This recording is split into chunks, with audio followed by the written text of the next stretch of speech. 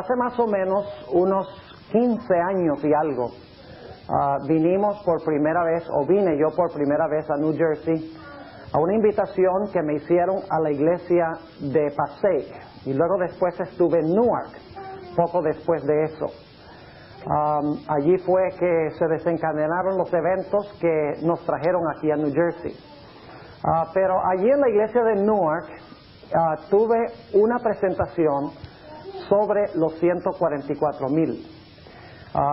Yo veo que el hermano, allá está, mi querido hermano está diciendo, sí, yo me acuerdo de eso. Yo creo que hay algunos aquí que estaban en la iglesia de Newark en ese tiempo. Y desde ese tiempo he estado estudiando este tema, obviamente mucho más intensamente. Y he desarrollado una serie de 15 temas sobre los 144,000. Y quiero compartir con ustedes una síntesis, o por lo menos los aspectos más importantes de este tema. Posiblemente se estén preguntando por qué razón el pastor Bohr va a hablar sobre un tema tan controversial y tan poco claro como el tema de los 144,000. Les quiero explicar al comenzar. Y es que yo creo que a la luz de los eventos que estamos viendo, incluyendo la conversión de este obispo y otros obispos de esta iglesia, al igual que de la iglesia de Dios, por lo que está pasando, yo creo que no tenemos ninguna duda de que el Señor Jesucristo está a las puertas. Yo quiero decirles, creo que esta generación en la cual estamos viviendo nosotros será la generación que verá la segunda venida de Jesús. No estoy fijando fecha, pero estoy diciendo que por los eventos que se están realizando, el Señor Jesucristo no va a tardar mucho. ¿Qué significa esto para el tema que vamos a estudiar esta semana? Lo que significa es que si nosotros vamos a estar vivos cuando Cristo venga, vamos a tener que pertenecer a los 144,000. Porque vamos a ver en nuestro estudio esta semana que este será el único grupo de salvos que estarán vivos cuando Cristo venga. Habrá otros salvos, pero resucitarán de los muertos. Y dicho sea de paso, solamente los adventistas podrán pertenecer a dos grupos. Si estamos vivos cuando Cristo venga, tendremos que pertenecer a los 144,000. Así que nos conviene saber en cuanto a ellos, particularmente su carácter. Y en segundo lugar, si morimos antes que Cristo venga, ningún adventista va a resucitar en la resurrección general de los justos. La resurrección que habla Pablo, donde dice los muertos en Cristo resucitarán primero, ningún adventista va a resucitar en esa resurrección. Los adventistas que mueran y se salven van a resucitar en una resurrección especial que menciona tanto la Biblia como el Espíritu de profecía. Y para resucitar en esa resurrección especial vamos a necesitar una experiencia especial que no han tenido otros cristianos en el transcurso de la historia. Uno de los temas que vamos a tratar durante esta semana va a ser sobre la resurrección especial. ¿Y qué preparación necesaria hay para resucitar en la resurrección especial? Ahora, muchos adventistas dicen, ¿por qué razón hablar de los 144,000? La hermana White nos ha dicho que no debemos tratar este tema. Bueno, quiero compartir con ustedes una cita del secretario personal, de uno de los secretarios personales de Elena White. Su nombre era C.C. Chrysler.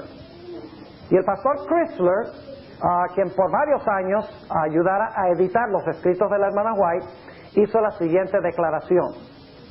En relación al significado exacto de los 144,000, la hermana White nos ha instruido repetidas veces que el silencio es elocuencia. Y por lo tanto muchos dicen, la hermana White dice que en cuanto a los 144,000 el silencio es elocuencia, así que no hablemos de eso. La pregunta es, ¿qué quiere decir el pastor Chrysler cuando declara que la hermana White dijo que no debemos nosotros hablar en cuanto a ese asunto de los 144,000? Creo que la misma Elena White lo explica.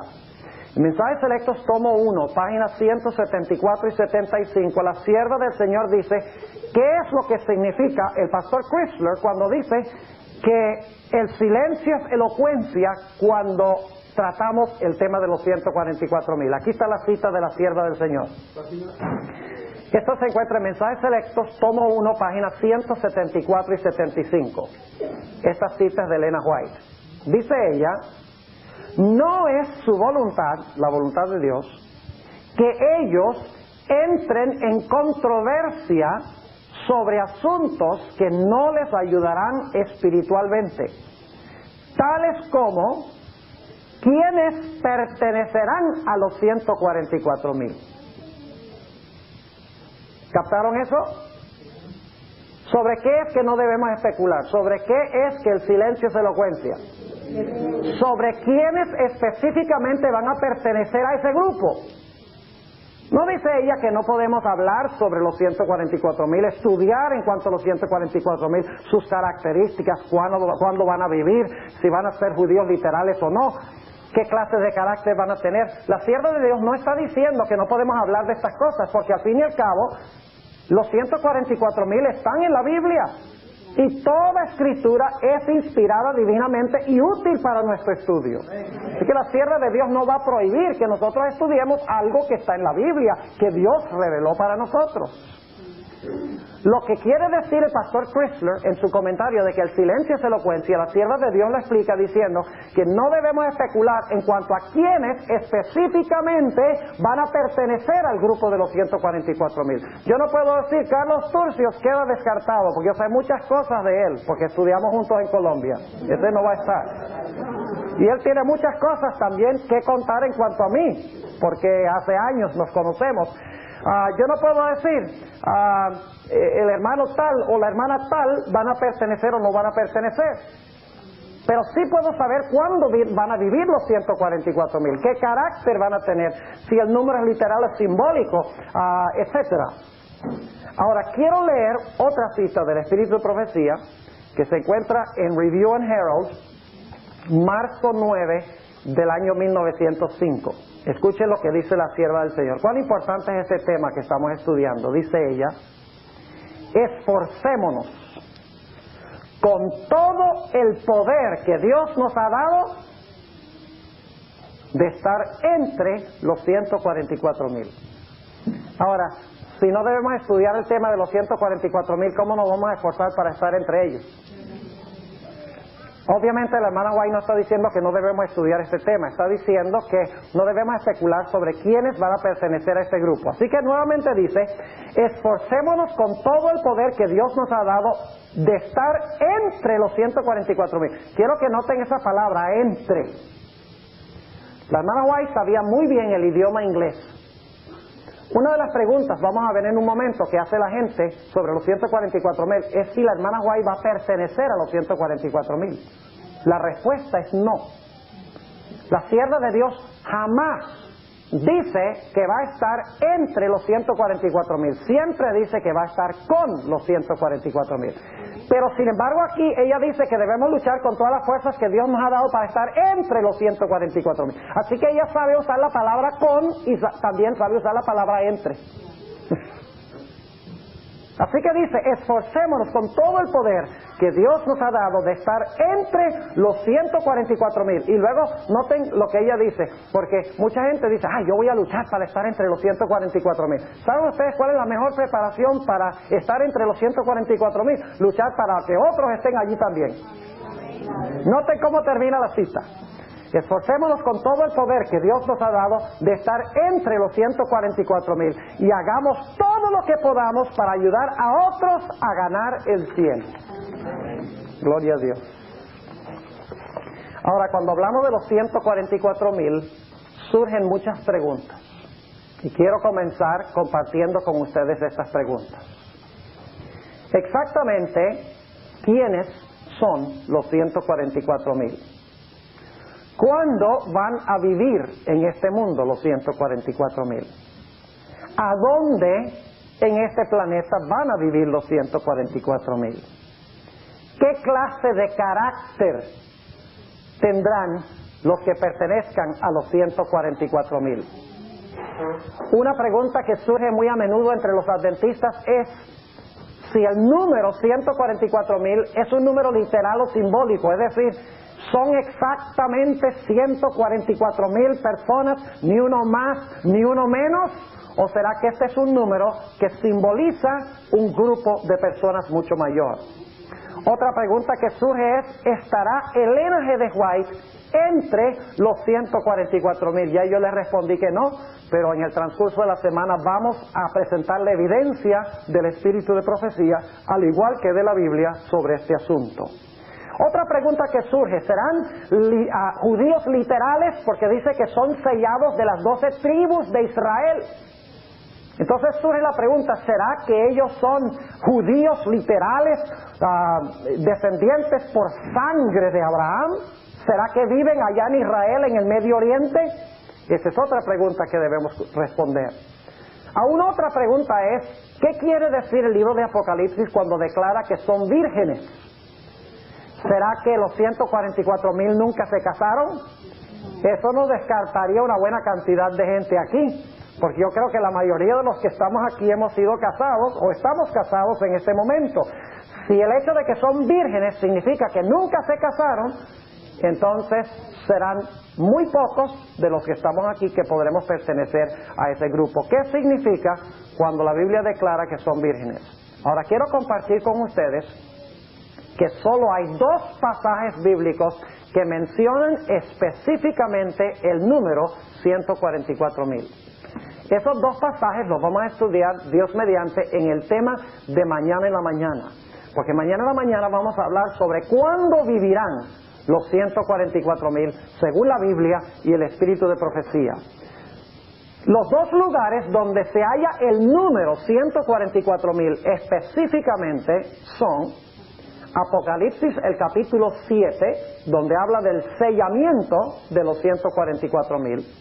Y el segundo pasaje donde aparece el número específicamente, explícitamente, es Apocalipsis, el capítulo 14 y el versículo 1 al 5, a donde habla del carácter de los 144,000. Ahora, no significa esto que esos son los únicos pasajes que tratan el tema sobre los 144,000. Porque hay muchos otros pasajes bíblicos que hablan de los 144,000 sin mencionar específicamente el número. Así que vamos a tomar tiempo también para mirar esos otros textos, esos otros pasajes donde se da el concepto de los 144,000 sin mencionar específicamente el número 144,000. Ahora, quisiera que nosotros estudiáramos este tema esta mañana desde una perspectiva un poquito distinta. Quisiera que nos remontáramos al periodo aproximadamente 1000 años después de la creación y 600 años aproximadamente antes del diluvio. Porque hay un individuo en la Sagrada Escritura que es un tipo o un símbolo o una ilustración de lo que serán los 144,000. Y ese individuo vivió, como mencioné, 1000 años después de la creación y 600 años antes que viniera el diluvio universal. Me estoy refiriendo específicamente a Enoc. Ahora, abran sus Biblias conmigo al libro de Apocalipsis, el capítulo 12, Apocalipsis el capítulo 12 y el versículo 17. Apocalipsis el capítulo 12 y el versículo 17. Yo quiero que ustedes noten ahora que la generación final que vivirá en este mundo tendrá 3 características principales. Aquellos que vivan hasta que Cristo venga, los 144,000, si ustedes quieren llamarlos así, tendrán 3 características sobresalientes. Noten Apocalipsis 12 y el versículo 17, donde encontramos 2 de estas características. Dice en el versículo 17, entonces el dragón fue airado contra la mujer y se fue a hacer guerra contra los otros, es decir, contra el remanente de la simiente de ella. Y ahora noten las 2 características que tiene el remanente final contra los cuales va a hacer guerra el dragón. Dice en primer lugar que ¿qué? Guardan los mandamientos de Dios Característica número 1, guardan los mandamientos de Dios. ¿Y cuál es la segunda característica? Dice, tienen el testimonio de Jesucristo, que nosotros sabemos que es el don de profecía. Apocalipsis 19:10 y Apocalipsis 22:8 y 9 deja muy en claro que el testimonio de Jesucristo es el don de profecía. Es decir, Apocalipsis 12:17 dice que el remanente final tendrá dos características principales. Guardan los mandamientos de Dios y tienen el testimonio de Jesucristo. Ahora vayamos a Apocalipsis 14:12, a donde se presenta una tercera característica del remanente final. Quiero que noten el contexto de Apocalipsis 14:12. Inmediatamente antes de eso tenemos los mensajes de los tres ángeles, culminando en el tercer mensaje, a donde se advierte en contra de la bestia, su imagen y su marca.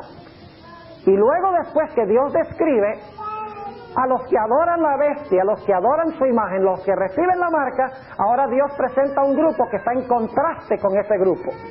Noten Apocalipsis 14 y el versículo 12.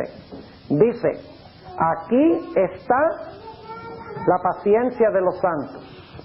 Aquí están, luego se repite lo mismo que vimos en el versículo 17 del capítulo 12. Aquí están los que guardan, ¿qué cosa? Los mandamientos de Dios, y ahora se agrega otro detalle. ¿Qué cosa? Y la fe de Jesús. Tres características presenta la Biblia del remanente final. 1, guardan los mandamientos de Dios. 2, tienen el testimonio de Jesucristo. 3, tienen la fe de Jesús. Mandamientos, testimonio de Jesús y la fe de Jesús. Ahora quiero que vayamos al período del Antiguo Testamento, como les mencioné, para analizar la experiencia de Enoc. ¿Saben ustedes que esas tres características las tuvo Enoc? Vamos a analizar esto. Vamos a remontarnos al periodo antes del diluvio. Vayan conmigo a Génesis el capítulo 6 y vamos a leer el versículo 5. Génesis el capítulo 6 y el versículo 5. Este es el periodo cuando está viviendo el profeta Enoc. Y dice allí en Génesis 6:5, vio Jehová que la malicia de los hombres era mucha en la tierra, y que todo designio de los pensamientos del corazón de ellos era de continuo solamente, ¿qué cosa? Solamente el mal. ¿En qué condición se encontraba el mundo en esta época? En una condición casi irremediable, según la Sagrada Escritura.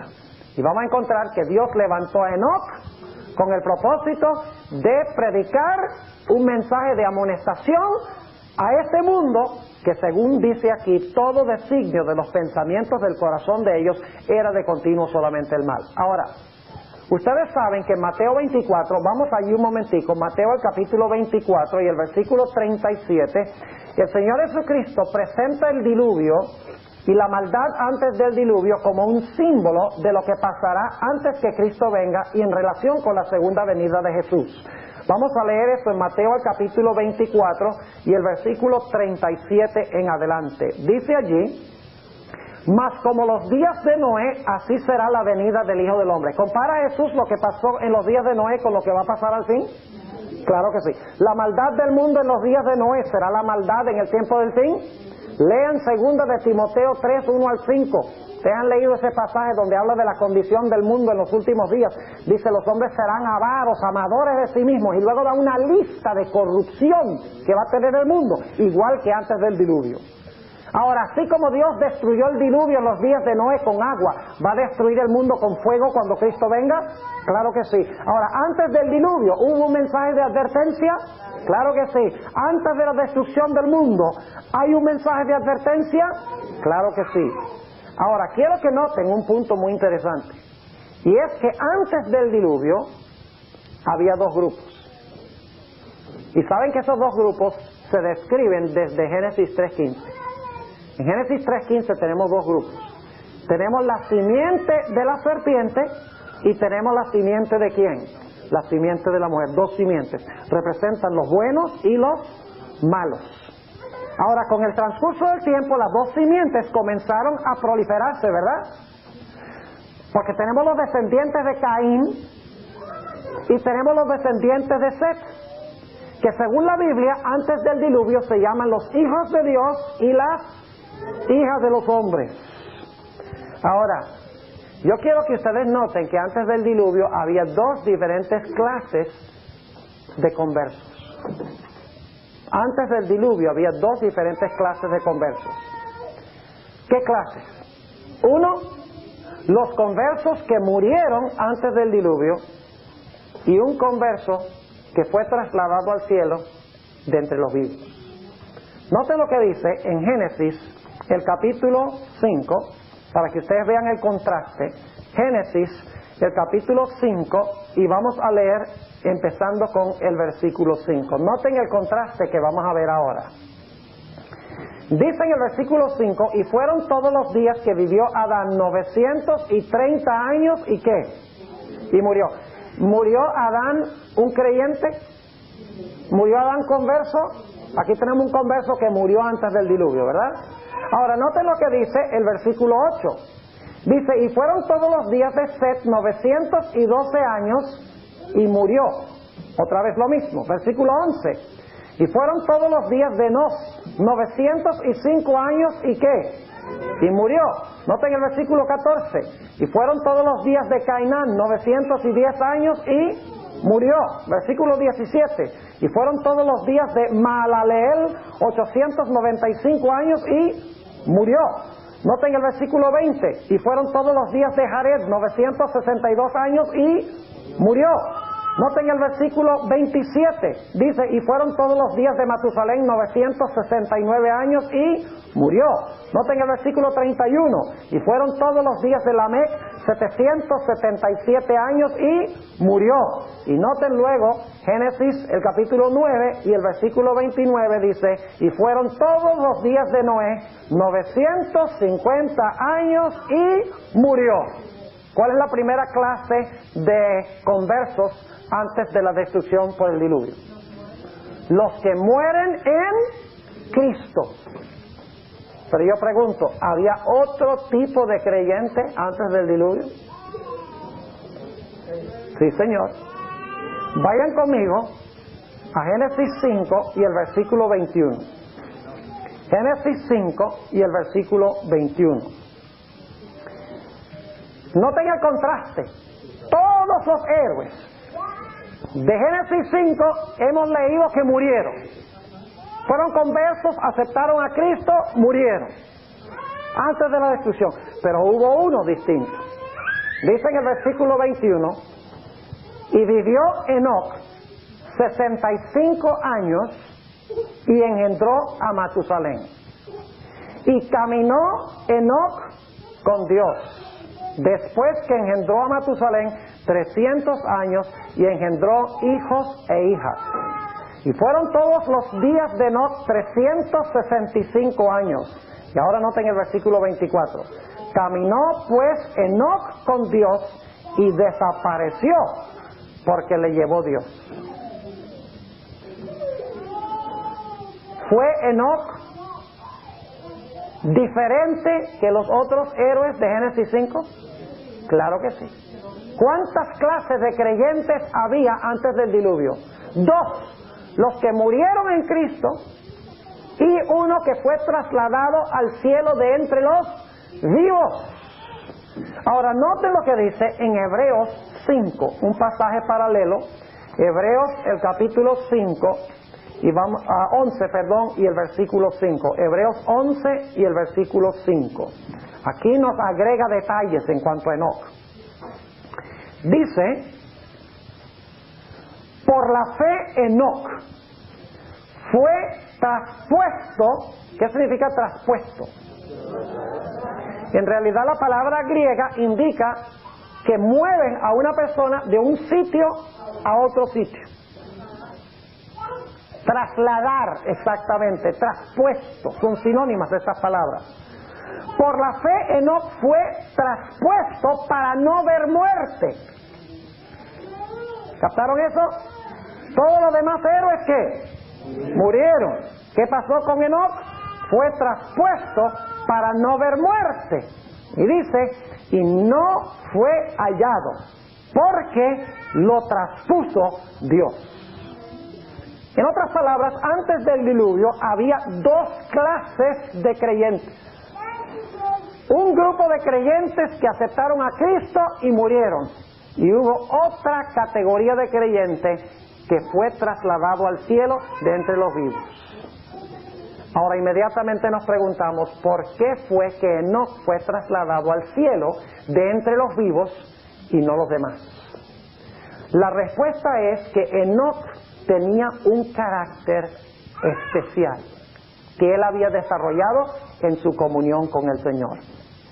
Vamos a volver otra vez a Génesis 5 y vamos a notar un detalle muy interesante en cuanto a Enoc. Génesis, el capítulo 5 y el versículo 21 y 22 nuevamente. Génesis 5, 21 y 22. Quiero que noten la expresión. Vamos a ver por qué Dios traspuso a Enoc. Porque fíjense, Enoc advirtió al mundo, amonestó al mundo. Vamos a encontrar eso en unos momentos. Por su maldad les dijo, viene la destrucción. En ese contexto hubo muchos creyentes que murieron, pero Enoc, el que presentó la advertencia final, no murió, sino que fue traspuesto. Y nos preguntamos, ¿por qué fue Enoc traspuesto? ¿Por qué no fueron traspuestos los demás? La respuesta es que él tenía un carácter especial que había desarrollado en su comunión con Dios. Y por eso es tan importante estudiar este tema, hermanos y hermanas. Porque si nosotros vamos a estar vivos cuando Cristo venga, nosotros vamos a tener que poseer ese carácter. Y si no lo poseemos y estamos vivos, vamos a estar en el lado equivocado. Ahora noten lo que dice Génesis 5 y el versículo 21 y 22, y luego vamos a leer el versículo 24. Dice, y vivió Enoc 65 años y engendró a Matusalén. Y luego, ¿qué dice? Y caminó Enoc con Dios. Después que engendró a Matusalén 300, noten, caminó Enoc con Dios, ¿cuándo? Después que engendró a Matusalén 300 años y engendró hijos e hijas. Y luego noten el versículo 24, repite el mismo pensamiento, dice, caminó pues Enoc con Dios y desapareció, pues le llevó. ¿Tiene algo que ver el caminar de Enoc con Dios y el hecho de que Dios se lo llevó? Aquí hace la conexión. Dice, caminó pues Enoc con Dios, ¿y qué? Y desapareció porque le llevó Dios. Es decir, fue traspuesto para no ver ¿qué cosa? Para no ver muerte. Ahora, ¿qué significa esto? Cuando dice que caminó con Dios después que engendró a Matusalén. Caminó con Dios 300 años. ¿Acaso no caminó con Dios antes? No en el mismo sentido. Escuchen lo que dice la sierva del Señor en Patriarcas y Profetas, página 71. Ella comenta qué quiere decir esto. Saben que no es posible en realidad entender plena y totalmente el amor de nuestro Padre Celestial, al menos que nosotros hayamos tenido hijos. Bien, no es posible conocer a plenitud la actitud que tiene nuestro Padre Celestial para con nosotros, al menos que nosotros hayamos tenido la experiencia de tener hijos. Permítame leerles esta cita de la sierva del Señor, páginas 71 y 72 de Patriarcas y Profetas. Dice ella, pero después del nacimiento de su primer hijo, Enoc alcanzó una experiencia más elevada. Fue atraído a más íntima relación con Dios. Comprendió más cabalmente sus propias obligaciones y responsabilidades como hijo de Dios. Cuando conoció el amor de su hijo hacia él y la sencilla confianza del niño en su protección, cuando sintió la profunda y anhelante ternura de su corazón hacia su primogénito, aprendió la preciosa lección del maravilloso amor de Dios hacia el hombre manifestado en la dádiva de su Hijo y la confianza que los hijos de Dios podían tener en el Padre Celestial. Ahora, ¿qué significa esto? Que Enoc caminó con Dios. ¿Saben ustedes que en el Antiguo Testamento prácticamente cada vez que aparece la expresión caminar con Dios, porque aparece muchas veces en el Antiguo Testamento, casi siempre va conectado con guardar los mandamientos de Dios. Quiero darles varios ejemplos, porque la generación final va a guardar los mandamientos, ¿verdad? Ahora, Enoc caminó con Dios. ¿Qué significa eso, caminar con Dios? Vamos a ver qué dice la Biblia. Vayan conmigo a Deuteronomio 10. Deuteronomio 10. Dicho sea de paso, Deuteronomio es escrito por el mismo Moisés que escribió el libro de Génesis. Deuteronomio capítulo 10 y el versículo 12 y 13. Deuteronomio 10, 12 y 13. Noten las palabras sinónimas que se usan aquí. Dice allí: ahora pues, Israel, ¿qué pide Jehová tu Dios de ti? Sino que temas a Jehová tu Dios. Y ahora viene la misma palabra hebrea, se traduce no caminó, sino ¿qué cosa? Andar. Cuando usted encuentra la palabra andar, es la misma palabra hebrea. Dice que temas a Jehová tu Dios, que andes en todos sus caminos, y que lo ames, y que sirvas a Jehová tu Dios con todo tu corazón y con toda tu alma. ¿Y luego qué dice? Que guardes los mandamientos de Jehová. ¿Cuál es una de las características de la generación final que será trasladada al cielo de entre los vivos? ¿Guardan qué cosa? Los mandamientos de Dios. Noten los sinónimos. Dice que temas a Jehová tu Dios, que andes en sus caminos. No se traduce camines en todos sus caminos, porque camines en sus caminos es redundante. Entonces, hay que andes en sus caminos, y que lo ames, y que lo sirvas con todo el corazón y con todo el alma, y que guardes los mandamientos de Jehová y sus estatutos, que yo te prescribo hoy para que hayas bien. ¿Qué significa andar con Dios? Significa guardar los mandamientos de Dios. Por amor. Significa temerle, amarle y servirle con todo el alma y con todo el corazón. Note lo que dice el Salmo 78 y el versículo 10. Salmo 78 y el versículo 10. La misma palabra hebrea, andar o caminar. Dice allí en el Salmo 78 y el versículo 10, hablando del pueblo de Israel, el pueblo de Israel dice: no guardaron el pacto de Dios, ni quisieron ¿qué cosa? Andar en su ley. Noten que caminar se conecta con guardar ¿qué?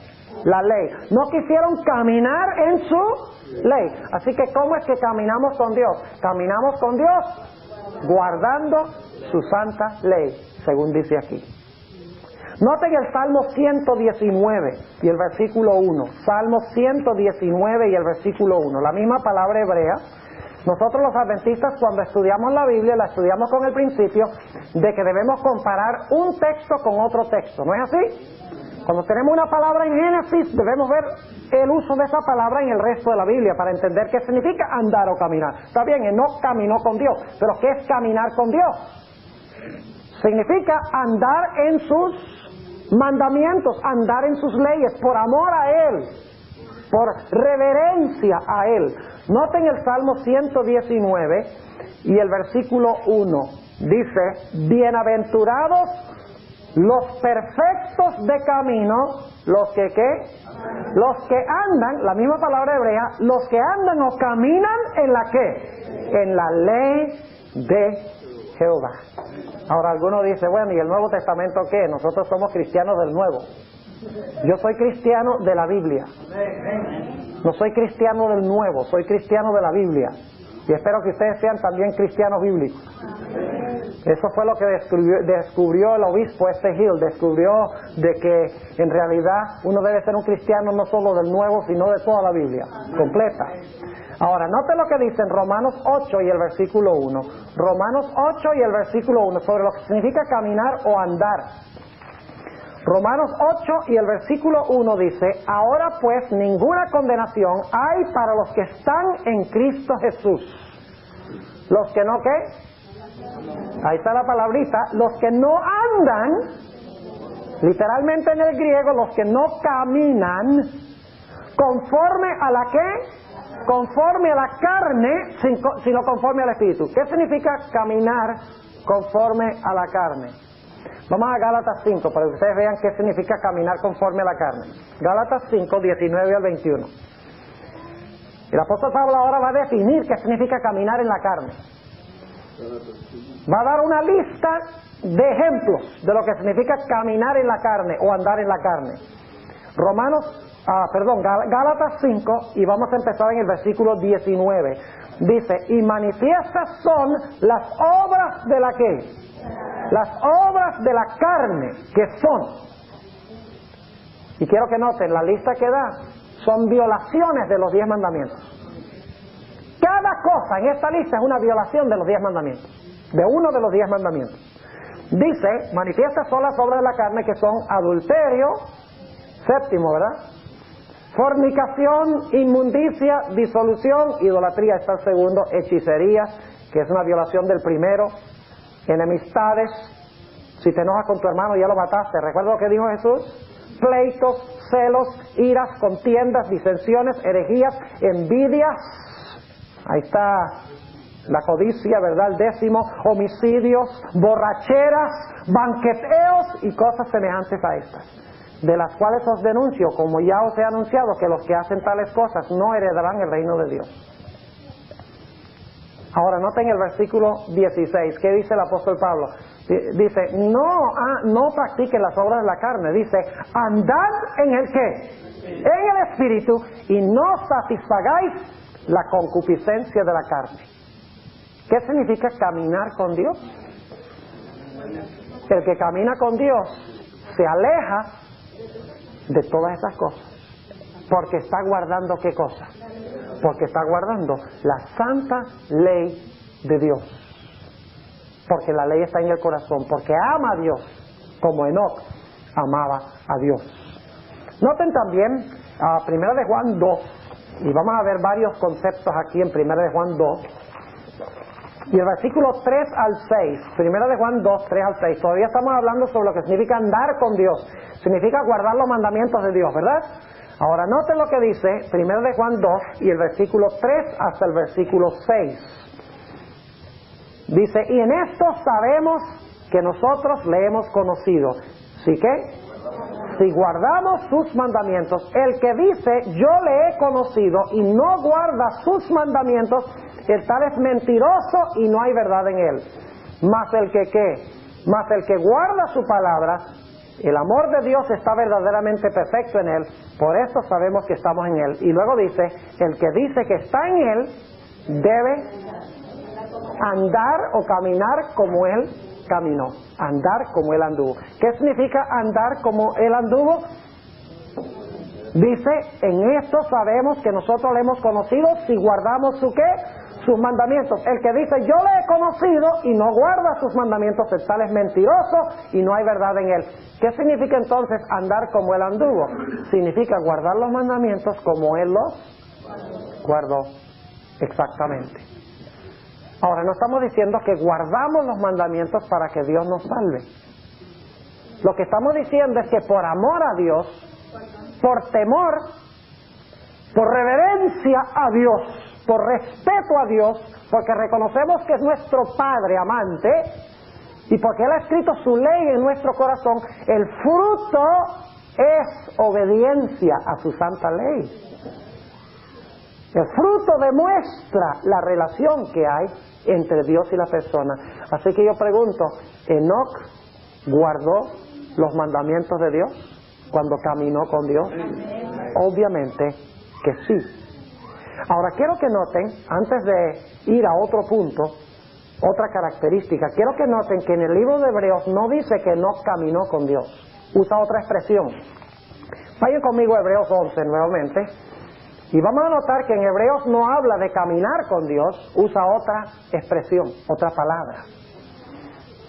Dice, Hebreos 11 y el versículo 5, lo siguiente. Por la fe Enoc fue traspuesto para no ver muerte y no fue hallado, porque lo traspuso Dios. Y ahora escuchen esto.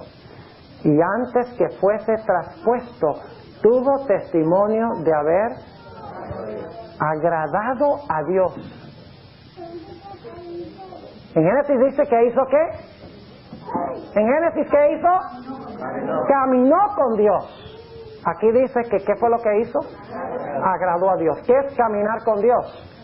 Es agradar a Dios. Ahora ustedes dicen, bueno, pero ¿qué es agradar a Dios? Bueno, vamos a dejar que la Biblia lo explique. Vayan conmigo a 1 de Juan 3 y el versículo 22. 1 de Juan, el capítulo 3 y el versículo 22. Vamos a ver qué es agradar a Dios. ¿Qué es lo que agrada a Dios? 1 de Juan 3:22 dice: y cualquier cosa que pidiéremos la recibiremos de Él. ¿Por qué qué?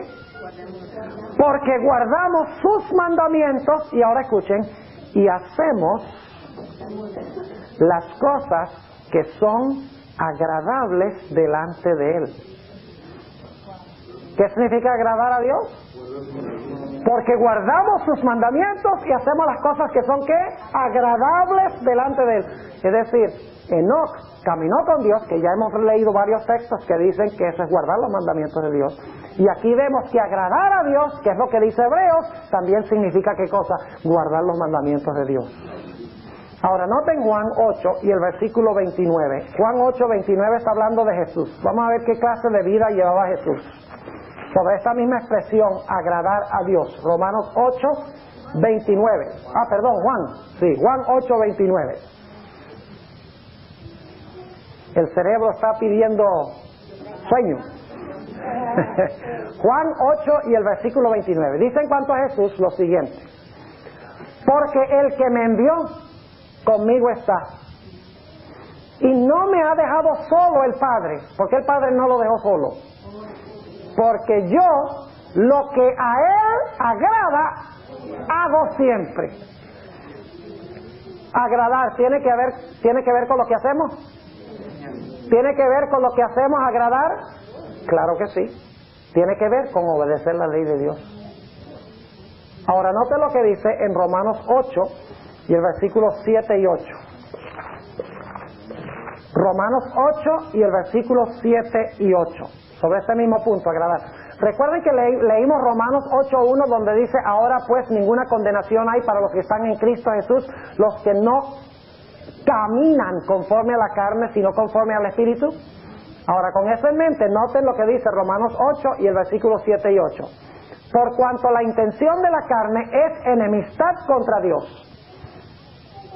porque no se sujeta a la ley de Dios, ni tampoco puede. Así que los que están en la carne no pueden agradar a Dios.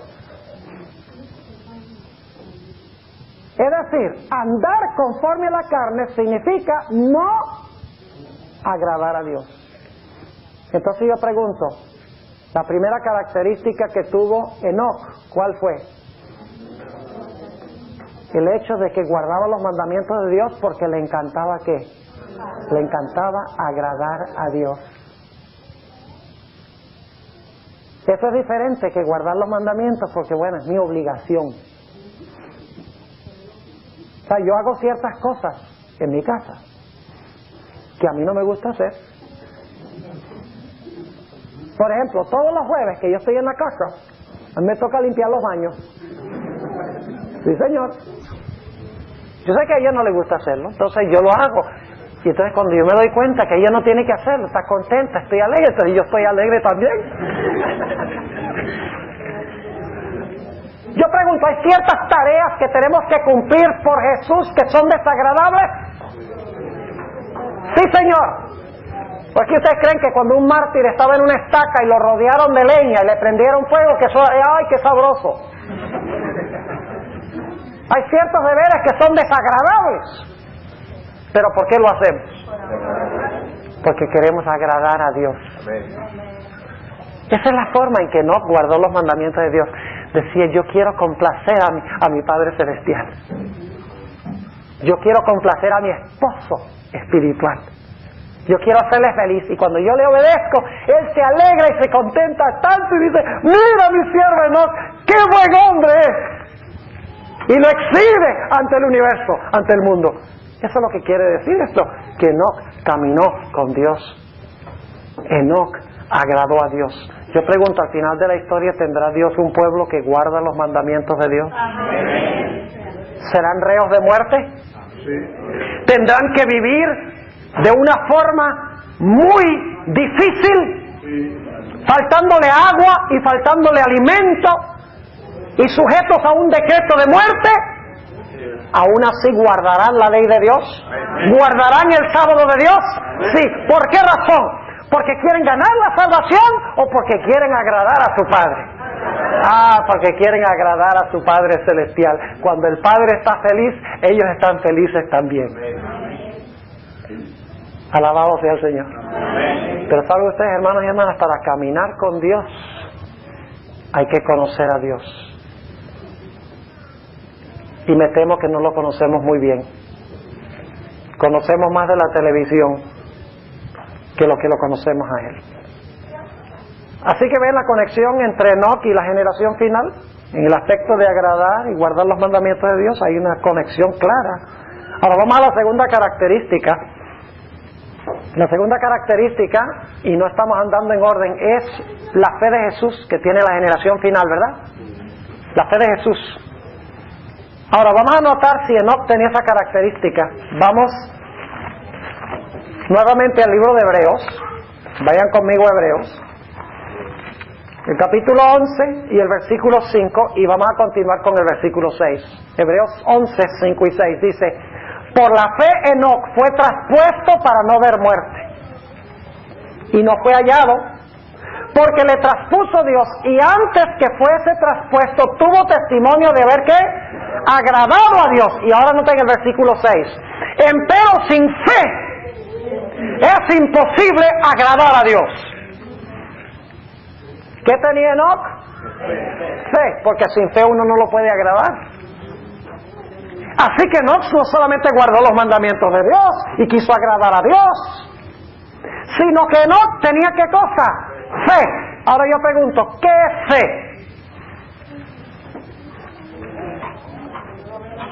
¿Saben cuál es el problema? La mayoría de la gente cree que fe es creer algo en la cabeza.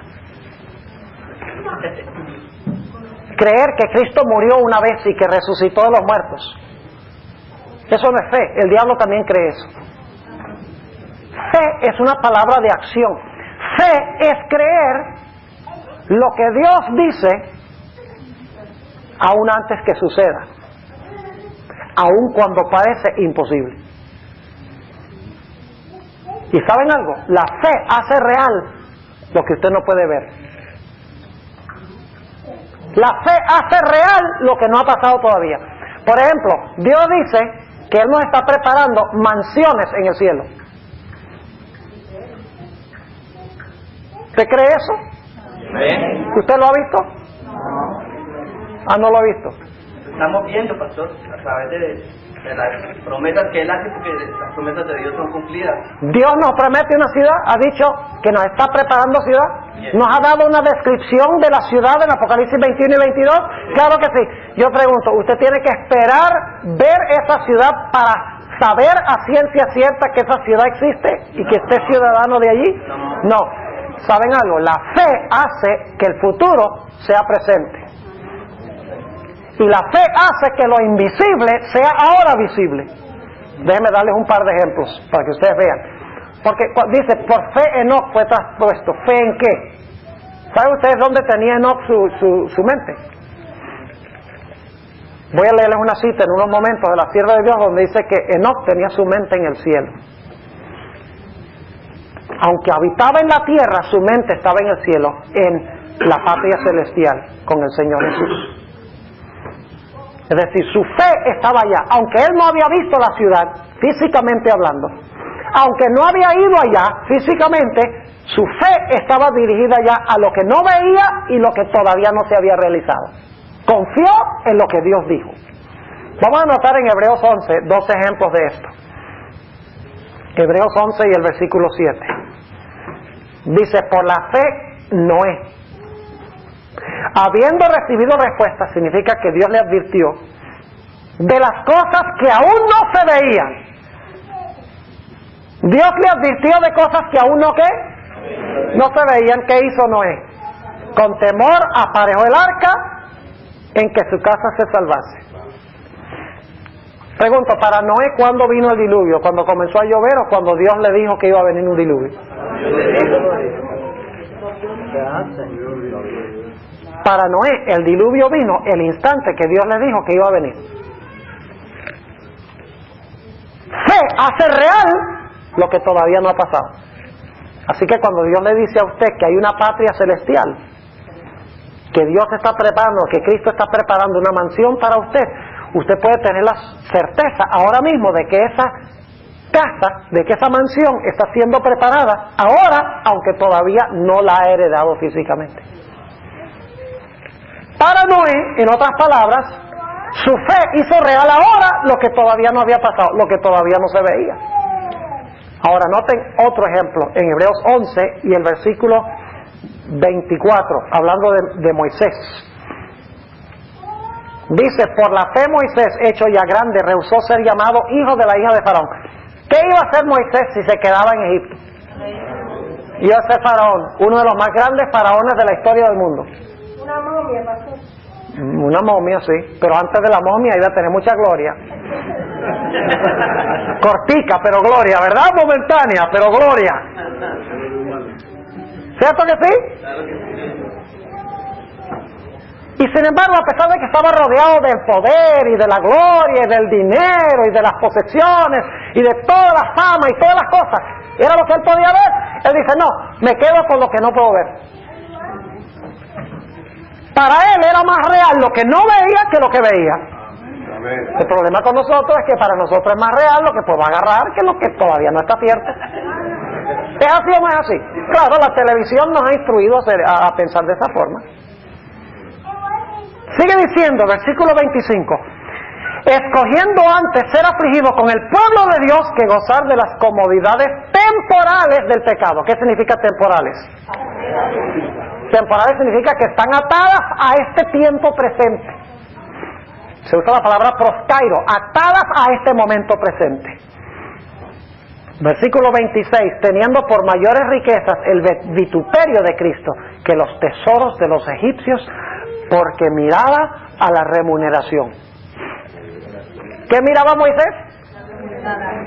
¿Y cuándo es el galardón o la remuneración? ¿Cuándo era? ¿Ah? ¿Cuándo es que pasó eso?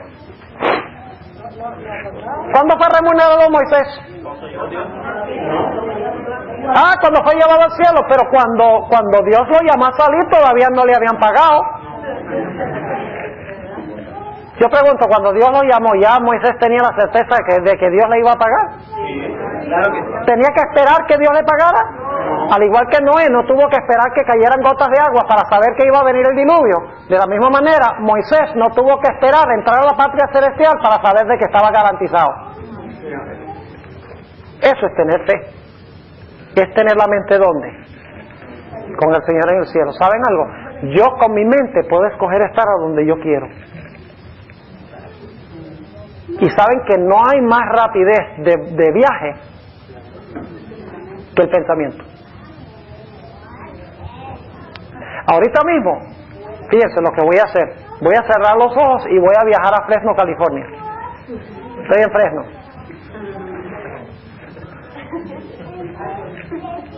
Oh, tengo que regresar. Estoy otra vez aquí en New Jersey. Un momentico. Ahora voy a irme para la patria celestial. Ah, ya estoy.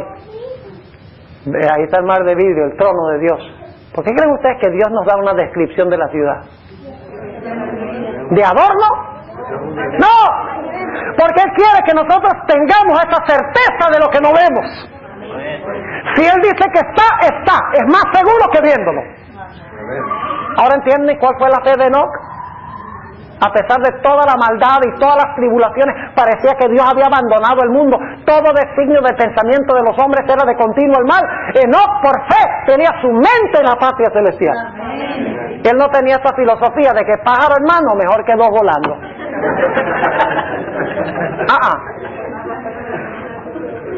Y hay una expresión en inglés donde alguno dice, you're so heavenly minded, you're no earthly good. Significa, tienes la mente tanto en el cielo que no sirve para nada en la tierra. Y sabe que yo lo vuelco y digo, tienes tu mente tanto en la tierra que no sirves para nada en el cielo. Yo creo que ese es el peor problema que tenemos. No que tenemos la mente demasiado en el cielo, sino que tenemos la mente demasiado en la tierra y por eso no tenemos fe. Por eso Jesús dice, cuando venga el Hijo del Hombre, ¿hallará fe en la tierra? Hermanos y hermanas, cuando el tiempo de angustia llegue, y yo estoy persuadido de que ese tiempo de angustia va a llegar en esta generación, nosotros vamos a tener que vivir por pura fe. Necesitamos tener la certeza de que haya un Dios real, una ciudad real, y que Dios últimamente nos dará la recompensa. Amén. Porque vamos a perder todo lo que tenemos en este mundo. Amén. Todo sustento, casas, dinero, amigos, familiares, libertad, inclusive habrá riesgo de perder la vida. Tendremos nosotros tanta fe, estará nuestra mente tan en el cielo que diremos, aunque yo pierda todo aquí, yo sé que mi hogar verdadero está allá, y aunque no lo veo, es real. ¿Entiende la experiencia de Enoc? Lo que es la fe de Enoc. Ahora, noten el versículo 27 de Hebreos 11. Dice, por la fe dejó a Egipto, ¿y qué? No temiendo la ira del rey. Y ahora escuchen esto, una aparente contradicción, porque se sostuvo como viendo al invisible. Pero ¿cómo así, dice usted? Viendo al invisible. ¿Qué significa invisible? Aquí dice que Moisés vio lo invisible. Es una contradicción lógica. Invisible significa que no lo puede ver, y aquí dice que Moisés vio lo que no se ve. ¿Qué significa eso? Sencillamente significa que por fe lo que no había llegado era tan real como si ya hubiera llegado. Amén. Sí, hermano. Me gusta esa profecita que dice dejó Egipto. Dejó Egipto. Dejó el mundo. Y eso fue difícil, dejar Egipto, porque ahí él tenía todo, ¿sí o no? Decir, oye, yo dejar todo esto que tengo seguro por algo que no está así tan seguro. Para él la fe era más cierta que lo que palpaba y lo que veía. Ahora, noten Romanos 8 y el versículo 24. Romanos 8 y el versículo 24. Tenemos que avanzar más rápido ahora. Romanos 8, 24. Noten lo que dice.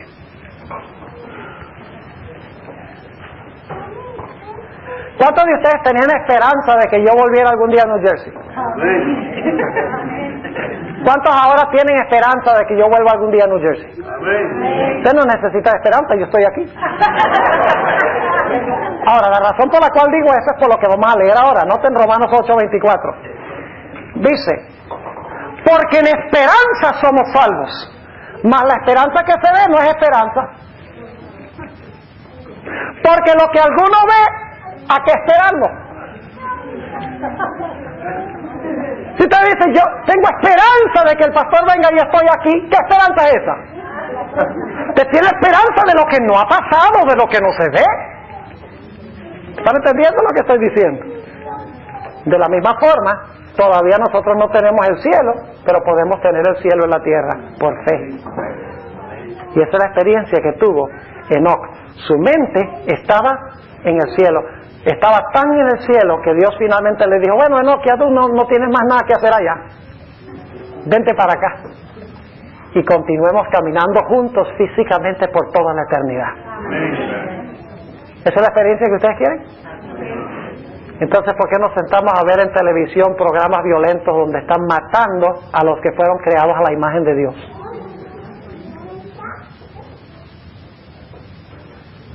De repente hubo un silencio sepulcral. Ahora tenemos que avanzar a nuestra tercera característica. Pregunto entonces, ¿Enoc tenía fe? ¿La misma fe que tendrá la generación final? Sí. ¿Enoc andó con Dios, agradó a Dios, guardó los mandamientos de Dios? ¿La generación final hará lo mismo? Ahora, ¿qué diríamos nosotros del testimonio de Jesucristo? ¿Será que Enoc tenía el testimonio de Jesucristo? Sí. Vayan conmigo al libro de Judas. ¿Saben ustedes que Enoc fue el primero que tuvo el testimonio de Jesucristo en la historia? El primer profeta tenía el testimonio de Jesucristo. Noten lo que dice en el libro de Judas. 14 y 15. Judas 14 y 15. Y está hablando aquí de la generación antes del diluvio y también los que van a vivir antes de la segunda venida. Está combinando los dos grupos porque sus características son semejantes, son similares. Dice en el versículo 14, de los cuales también profetizó Enoc. ¿Qué hizo Enoc? Profetizó. ¿Qué significa profetizó? Que era un ¿qué? Un profeta. Séptimo desde Adán diciendo, he aquí el Señor es venido con sus santos millares a hacer juicio contra todos y a convencer a todos los impíos de entre ellos tocante a todas sus obras de impiedad que han hecho impíamente y a todas las cosas duras que los pecadores impíos han hablado contra él. Pregunto, ¿tenía Enoc el don de profecía? Sí. ¿La generación final tendrá el don de profecía? Sí. Claro que sí. Ahora, noten lo que dice la sierva de Dios en Patriarcas y Profetas, páginas 72 y 73. Dice ella en la página 72, Enoc poseía una mente poderosa, bien cultivada y profundos conocimientos. Dios le había honrado con revelaciones especiales. Y luego noten la expresión que usa la sierva de Dios, la expresión precisa. Dice la página 73, por medio de santos ángeles, Dios reveló a Enoc su propósito de destruir al mundo mediante un diluvio. Y también le hizo más manifiesto el plan de la redención. Y ahora escuchen esto. Mediante el espíritu de profecía, lo llevó a través de las generaciones que vivirían después del diluvio y le mostró los grandes eventos relacionados con la segunda venida de Cristo y el fin del mundo. ¿Qué le dio Dios a Enoc? ¿Qué expresión usa la sierva del Señor?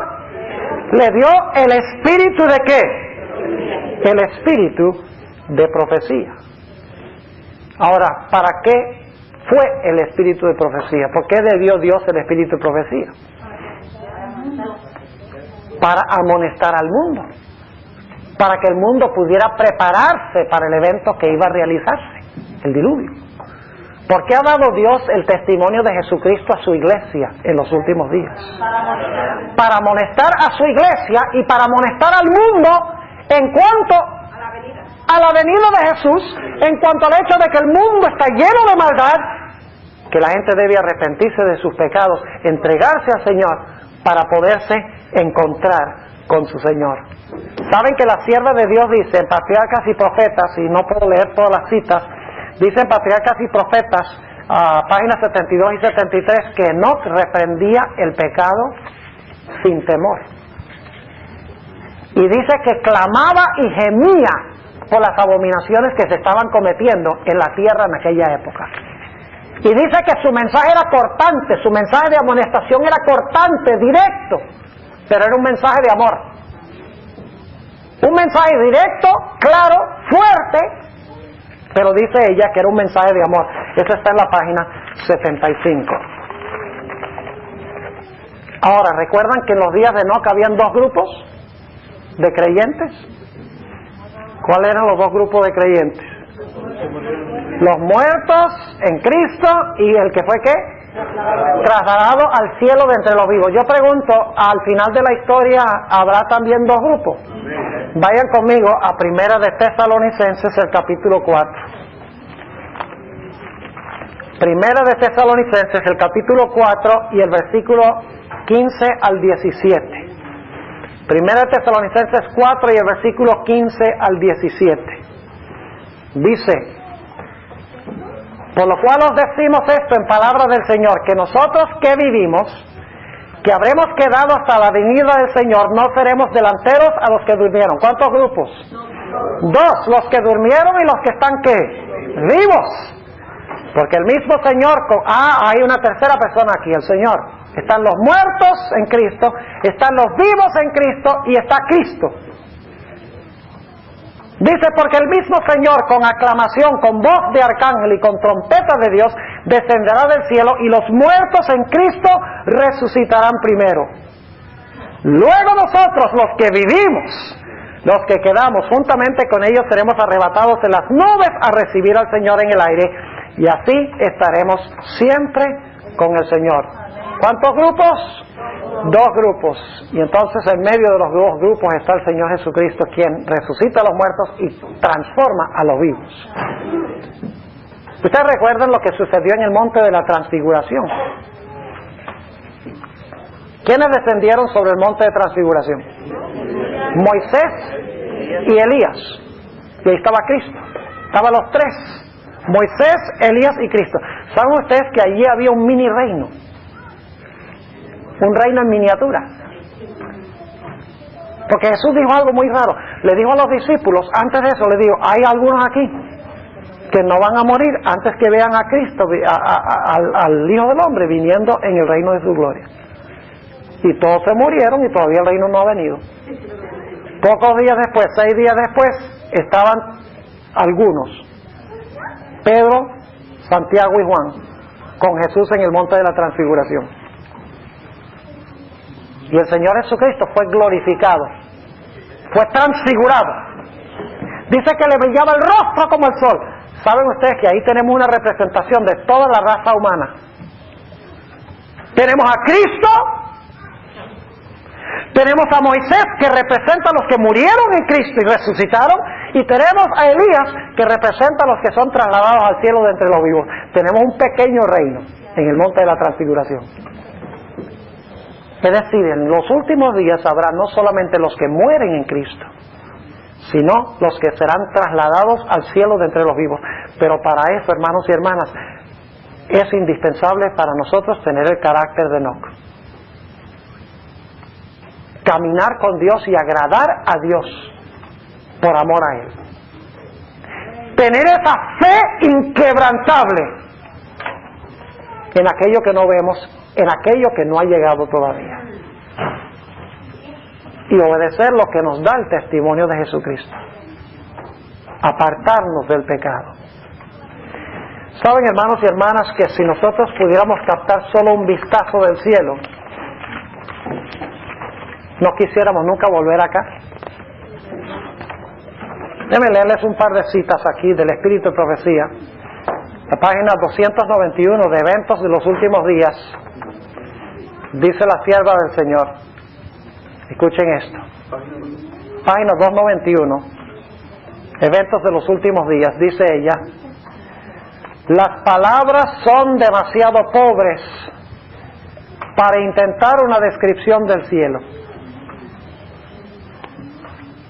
Siempre que se vuelve a presentar ante mi vista el espectáculo, me anonada de admiración. Arrobada por el insuperable esplendor y la excelsa gloria, dejo caer la pluma exclamando: ¡oh, qué amor! ¡Qué maravilloso amor! El lenguaje más exaltado no bastaría para describir la gloria del cielo ni las incomparables profundidades del amor del Salvador. En otra ocasión, la sierva de Dios dijo: el lenguaje humano no alcanza a describir la recompensa de los justos. Solo la conocerán quienes la contemplen. Ninguna inteligencia limitada puede comprender la gloria del paraíso de Dios. Y luego dice lo siguiente: si pudiéramos tener, aunque fuera un vistazo de la ciudad celestial, nunca desearíamos morar nuevamente en la tierra. El problema es que nuestros ojos no están allá, están aquí, y por eso no anhelamos el hogar celestial. Cosas que ojo no vio, ni oído yo, ni ha entrado en la imaginación del hombre, son aquellas que Dios ha preparado para aquellos que le aman. ¿Saben ustedes, hermanos? Yo viajo mucho. Los últimos 2 meses he viajado, pero me parece que he estado por fuera de la casa casi todo el tiempo. Casi nunca puedo llevar a mi esposa. Y a veces cuando estoy por fuera llego al punto donde estoy tan hastiado. Pero lo hago porque siento que el Señor me está llamando a hacerlo. Pero al mismo tiempo me siento hastiado y digo: oh, yo quiero ir a mi casa y quiero quedarme en mi casa. Estoy cansado de viajar. Saben que esa debe ser nuestra reacción también. Debemos estar cansados de ser peregrinos en este mundo. Y debemos querer volver al hogar perdido. para estar con Jesús. Solamente cuando eso suceda, nos llevará Jesús allá. Porque si estamos anclados aquí, nos gusta mucho lo que está acá, Cristo va a decir, no, si yo los traigo para acá no van a estar contentos, aquí no hay McDonald's. No, aquí no hay televisión. No, aquí no hay eso. Entonces nosotros tenemos que aprender a vivir la vida celestial aquí en la tierra. Y eso se hace solamente con oración, con el estudio de la palabra del Señor, testificando a otros como hacía Enoc. Enoc caminaba con Dios no ahí en una situación donde se recluía y como algo místico. No, la sierva de Dios dice que él caminaba con Dios testificando, predicando, lo dice la Biblia, amonestando al mundo, y tomaba tiempos para irse a meditar y estudiar la Biblia y tener comunión con Dios, y luego salía con la fuerza que recibía de eso para enfrentarse al mundo. Lean el capítulo Set y Enoc en el libro Patriarcas y Profetas mientras están aquí. Qué tremendo capítulo, mediten sobre ello y van a ver cuál es el secreto de Enoc. Quiero concluir leyendo un texto de la Biblia que encontramos en 2 de Corintios capítulo 4. 2 de Corintios el capítulo 4. Y eso ahora pues estoy robando un poquito de minutos porque al principio me paré 20 minutos tarde.